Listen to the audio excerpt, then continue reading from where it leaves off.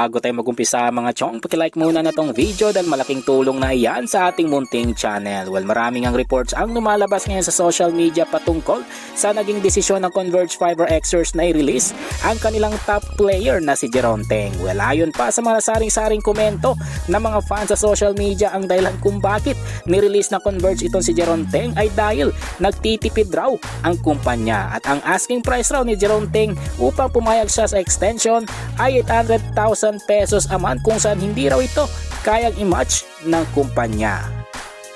Ibang balita, punta naman tayo sa veteran star point guard ng San Miguel Beermen. Walang iba kundi si Terrence Romeo na hindi talaga afford na pakawalan ng SMC. Well, ayon pa sa mga latest reports tungkol dito kay Terrence Romeo ay pumirma ito ng extension sa San Miguel Beermen kung saan magtatagal ito sa kupunan hanggang 2025. Nagpapasalamat naman si Terrence Romeo sa SMC management na pinangungunahan ni Boss RSA dahil sa tiwala na ibinigay sa kanya despite sa kanyang mga injuries. Well, panguli sa ating balita mga chong, patungkol naman sa reliable big man na Magnolia na si Ian Sanggalang na gusto pa rin makuha ng Converge Fiber Xers. Well, ayon pa sa mga insiders, isa pa rin sa reliable big man na Magnolia ay itong si Ian Sanggalang, kaya malabo talaga itong pakawalan ng management unless maganda ang magiging kapalit ng Converge tulad na lamang ni Justin Arana na ayaw din naman pakawalan o ibigay ng Converge Fiber Xers. Well mga chong, nandito na lang ang ating balitang PBA at syempre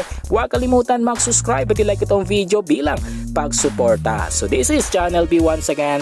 I'm out.